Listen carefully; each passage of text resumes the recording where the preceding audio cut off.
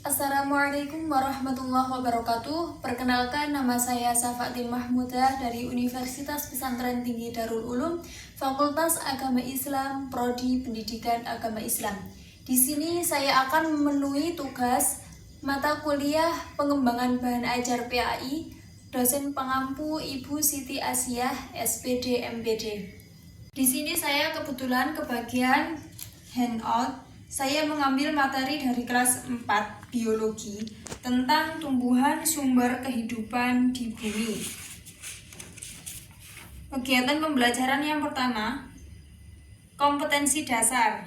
Ada dua kompetensi dasar di sini. Yang pertama, peserta didik dapat menguraikan bagian-bagian tubuh dari tumbuh-tumbuhan.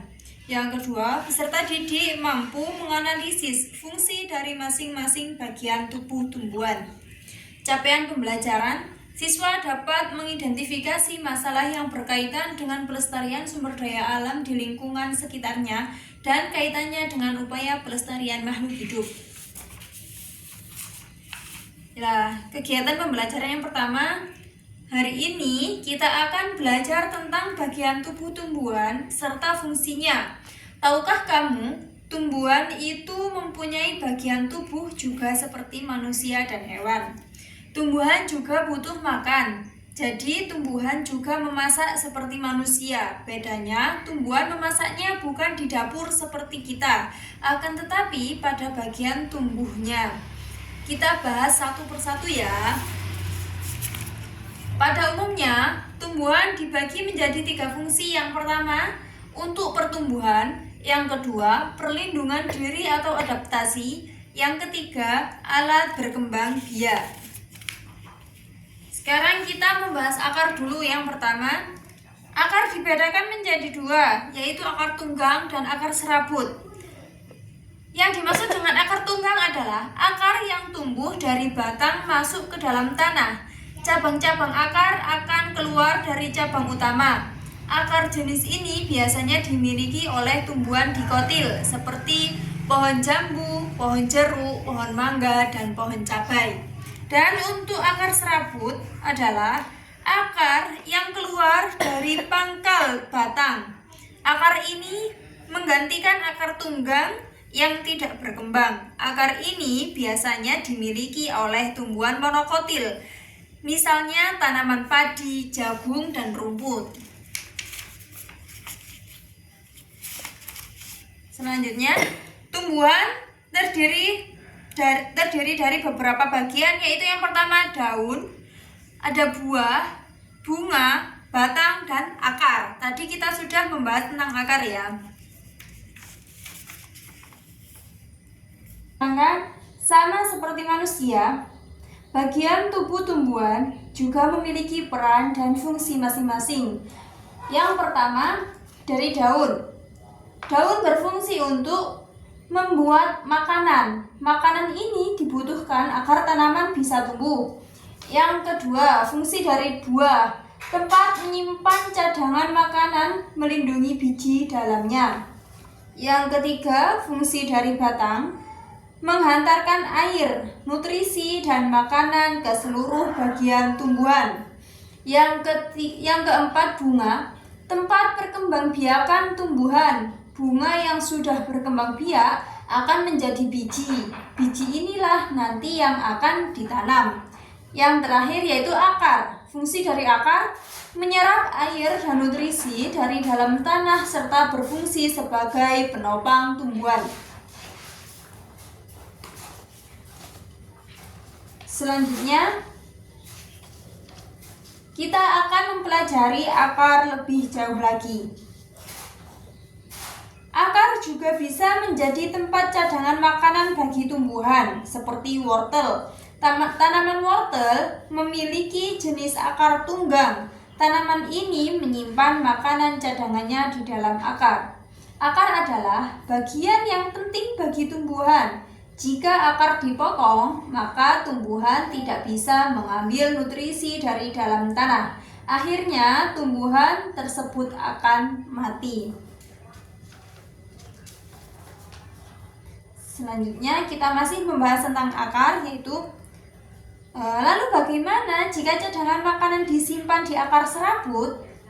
Cadangan makanan yang membesar pada akar disebut umbi. Wortel dan singkong adalah umbi akar, sedangkan kentang dan ubi jalar adalah umbi batang. Sekarang kita membahas batang. Tahukah kamu, batang dikelompokkan menjadi 3 jenis loh.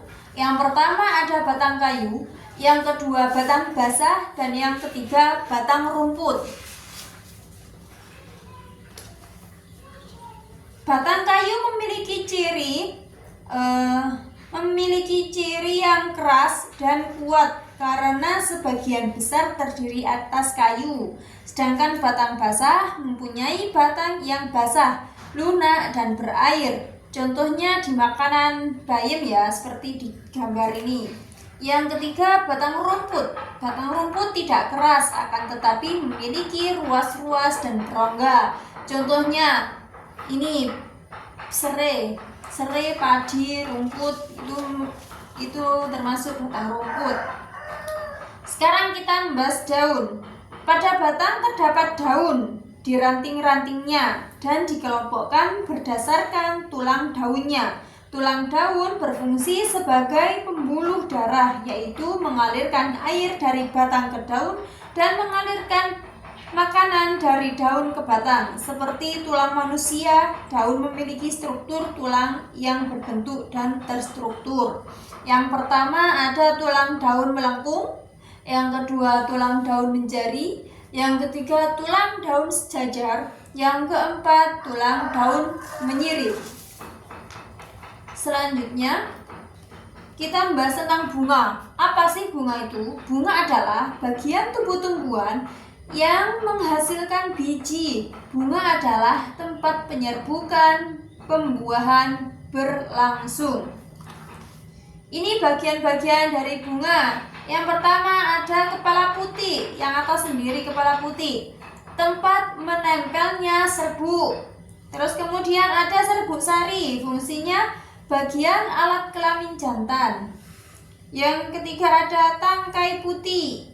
Yang keempat ada mahkota, bagian bunga yang berwarna indah menarik serangga untuk menghinggapinya.